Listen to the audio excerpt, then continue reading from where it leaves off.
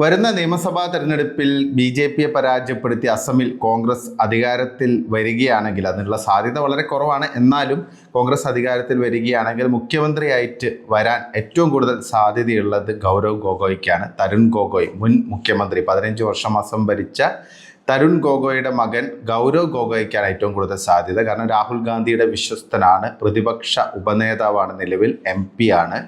2014 അദ്ദേഹം ആദ്യമായിട്ട് MP ആകുന്നത്. അതിനു മുമ്പ് വിദേശത്തൊക്കെ പോയി ജോലി ചെയ്ത് പിന്നീട് ഇന്ത്യയിലേക്ക് വന്ന് അച്ഛൻ്റെ തണലിൽ രാഷ്ട്രീയ കരിയർ ഉണ്ടാക്കിയ ഒരു വ്യക്തിയാണ് ഗൗരവ് ഗൊഗോയ്. അപ്പോൾ ഗൗരവ് ഗൊഗോയ്ക്കെതിരെ എന്തായാലും വളരെ നിർണായകമായ വെളിപ്പെടുത്തലുകളാണ് ഇപ്പോൾ വന്നിരിക്കുന്നത്. SIT special investigation team, Assam സർക്കാർ നിയോഗിച്ച പ്രത്യേക അന്വേഷണ സംഘത്തിൻ്റെ കണ്ടെത്തലുകൾ വളരെ ഗൗരവതരമായ സംഭവങ്ങളാണ്. കാരണം ഗൗരവ് ഗൊഗോയ്ക്കും ഭാര്യ എലിസബത്ത് കോൾബേൺ എന്ന് പറഞ്ഞാൽ ബ്രിട്ടീഷുകാരിയാണ്.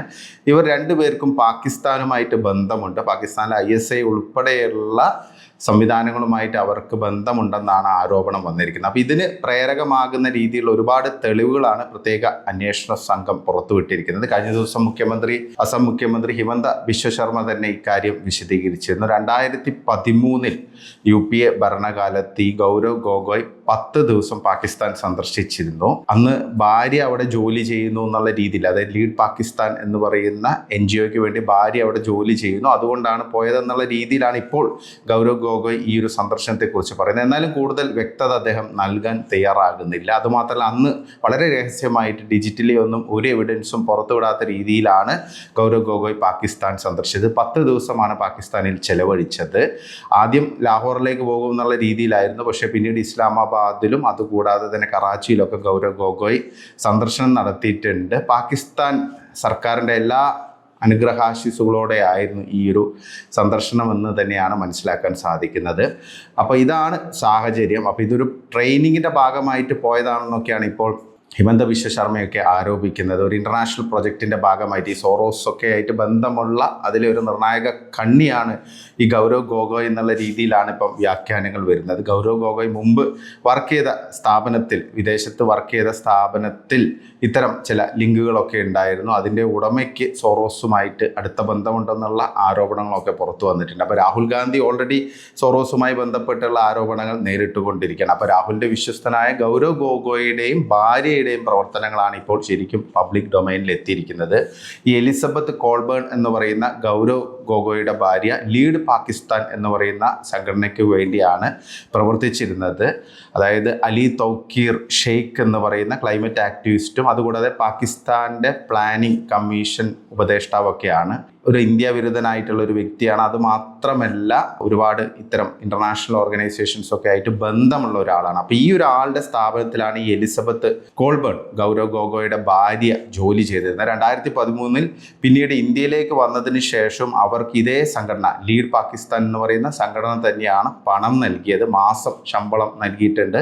അന്ന് UPA ഭരണകാലമായിരുന്നു. അപ്പം ഫോറിൻ കോൺട്രിബ്യൂഷൻ റെഗുലേഷൻ ആക്ട് ഒക്കെ ലംഘിച്ചുകൊണ്ട് പ്രത്യേക അധികാരം നൽകിയാണ് ഈ പണം നൽകിയതെന്നുള്ള റിപ്പോർട്ടുകളൊക്കെയാണ് വരുന്നത്. അപ്പോൾ വലിയ രീതിയിലുള്ളൊരു സംഭവം തന്നെയാണ് നടന്നിരിക്കുന്നത്. അതുമാത്രമല്ല, പ്രധാനമന്ത്രി നരേന്ദ്രമോദി 2014 അധികാരത്തിൽ വരുന്നതിന് തൊട്ട് മുമ്പ് ഒരു വലിയ ഡീറ്റെയിൽഡ് റിപ്പോർട്ട് എലിസബത്ത് കോൾബേൺ ഇന്ത്യയിൽ നിന്ന് നൽകിയിട്ടുണ്ടെന്നാണ് പറയുന്നത്. അതുമാത്രമല്ല, ഈ അലി തൗക്കീർ ഷെയ്ഖ് എന്ന് പറയുന്ന ISIയുമായിട്ട് അടുത്ത ബന്ധമുള്ള പാകിസ്ഥാൻ ഏജന്റ് അല്ലെങ്കിൽ അവിടുത്തെ ഈ NGO ഒക്കെ നടത്തുന്ന ഈ വ്യക്തി നിരവധി തവണ 2010 മുതൽ 2013 വരെ, അതായത് UPA ഭരണകാലത്ത് ഇന്ത്യയിൽ വന്നിട്ടുണ്ടെന്നുള്ള റിപ്പോർട്ടുകളൊക്കെയാണ് ഇപ്പം SIT നൽകിയിരിക്കുന്നത്.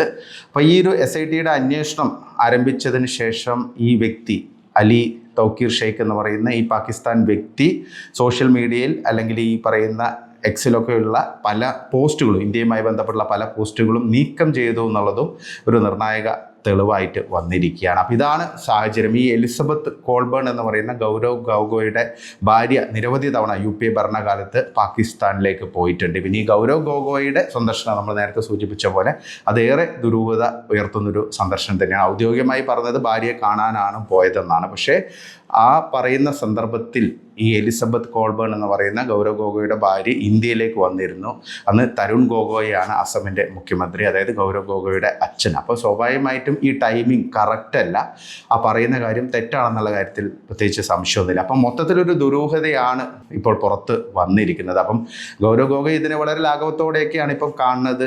ഇതൊരു സി ഗ്രേഡ് സിനിമയുടെ ഒരു സംഭവമാണ്, ഹിമന്ത ബിശ്വ ശർമ്മ രാഷ്ട്രീയ പകപോക്കം നടത്തുകയാണെന്നൊക്കെയാണ് ആരോപിക്കുന്നത്. പക്ഷേ ഈ SITയുടെ കണ്ടെത്തലുകൾ വളരെ ഗൗരവകരമായുള്ള കണ്ടെത്തലുകളാണ്. കാരണം ഇന്ത്യയിലെ ഒരു പ്രധാനപ്പെട്ട നേതാവ്, അസമിൻ്റെ മുഖ്യമന്ത്രിയൊക്കെ ആകാൻ പോകുന്ന ലോക്സഭ പ്രതിപക്ഷ ഉപനേതാവാണ് ഗൗരവ് ഗൊഗോയ്. അപ്പം ഗൗരവ് ഗൊഗോയ് ഈ 2014 ഈ ഒരു സന്ദർശനം 2013 ഡിസംബറിലാണ് ഉണ്ടായിരുന്നത്, പാകിസ്ഥാൻ സന്ദർശനം, ദുരൂഹമായ പാകിസ്ഥാൻ സന്ദർശനം. അതിനുശേഷം അദ്ദേഹം MP ആയതിനു ശേഷം ചോദിച്ച കാര്യങ്ങളൊക്കെ പരിശോധിക്കുമ്പോൾ ഇതെല്ലാം ഒരു റിലേഷൻ ഉള്ളതുപോലെ നമുക്ക് മനസ്സിലാക്കാൻ സാധിക്കും. കാരണം പാർലമെൻറ്റിൽ ചോദിച്ചിരിക്കുന്ന പല ചോദ്യങ്ങളും ഇന്ത്യയുടെ ഡിഫൻസുമായി ബന്ധപ്പെട്ടും പാകിസ്ഥാനുമായിട്ടുള്ള നയങ്ങളും കശ്മീരുമായി ബന്ധപ്പെട്ടുള്ള കാര്യങ്ങളൊക്കെ തന്നെയാണ്. അപ്പോൾ ഈ രീതിയിൽ ഇൻ്റലിജൻസ് ബ്യൂറോയുടെയൊക്കെ നിർണായക വിവരങ്ങൾ UPA ഭരണകാലത്ത് പാകിസ്ഥാനി ഇവർ കൈമാറിയിട്ടുണ്ടെന്നുള്ള രീതിയിലുള്ള ഒരു അനാലിസിസ് ആണ് ഇപ്പോൾ മുന്നോട്ട് വന്നിരിക്കുന്നത്. ഇതൊരു ഗൗരവതരമായ സംഭവം തന്നെയാണ്. അപ്പോൾ ഹിമന്ത ബിശ്വ ശർമ്മ ചോദിക്കുന്നത് ഈ വിഷയം വളരെ ഗൗരവത്തോടെ തന്നെ കാണണം. അത് മാത്രമല്ല കേന്ദ്ര ആഭ്യന്തര മന്ത്രാലയം അന്വേഷിക്കണം. ഈ ഗൗരവ് ഗൊഗോയുടെയും ഭാര്യയുടെയും പാകിസ്ഥാൻ ബന്ധം വ്യക്തമായി അന്വേഷിക്കണം. ഇത് രാജ്യസുരക്ഷയ്ക്ക് വിഘാതം സൃഷ്ടിക്കുന്ന രീതിയിലുള്ള പ്രവർത്തനങ്ങളാണെന്നാണ് ഇപ്പോൾ ഹിമന്ത ബിശ്വ ശർമ്മ പറയുന്നത്. അതുമാത്രമല്ല ഈ പറയുന്ന എലിസബത്ത് കോൾബേണിൻ്റെ OCA സിറ്റിസൺഷിപ്പ് ഓഫ് ഇന്ത്യ എന്നുള്ള രീതിയിൽ അവരുടെ OCA റദ്ദാക്കണം എന്നുള്ള ഒരു ആവശ്യവും ഹിമന്ത ബിശ്വ ശർമ്മ ഉന്നയിച്ചിട്ടുണ്ട്. അതുമാത്രമല്ല ഈ 2 മക്കൾ, ഇവരുടെ ദമ്പതികളുടെ 2 മക്കളും ഇന്ത്യൻ പൗരന്മാരല്ല, ഇവരെല്ലാം ഇന്ത്യൻ പാസ്പോർട്ട് ഒഴിവാക്കി ബ്രിട്ടീഷ് പൗരത്വം സ്വീകരിച്ചു എന്നുള്ള ഒരു സംഭവം പറഞ്ഞിട്ടുണ്ട്. അപ്പോൾ ഇതൊക്കെയാണ് സിറ്റുവേഷൻ. കോൺഗ്രസിനെ സംബന്ധിച്ച് ഇതൊരു വലിയ തിരിച്ചടി തന്നെയാണ്. പ്രത്യേകിച്ച് തെരഞ്ഞെടുപ്പിന് ഇനി വെറും 2 മാസങ്ങൾ മാത്രമേ ഉള്ളൂ. അപ്പോൾ അസമിൽ കോൺഗ്രസിൻ്റെ ഫേസ് എന്നുള്ള രീതിയിലാണ് ഗൗരവ് ഗൊഗോയെ മുന്നോട്ട് കൊണ്ടുപോകുന്നത്. അപ്പം ഈ ഒരു സാഹചര്യത്തിലാണ് ഇത്തരം നിർണായകമായുള്ള കണ്ടെത്തലുകൾ SITയുടെ അന്വേഷണത്തിൽ വന്നിരിക്കുന്നത്. ഇത് സംബന്ധിച്ചുള്ള കൂടുതൽ വെളിപ്പെടുത്തലുകൾ വരും ദിവസങ്ങളിൽ ഉണ്ടാവുമെന്നാണ് പ്രതീക്ഷിക്കുന്നത്.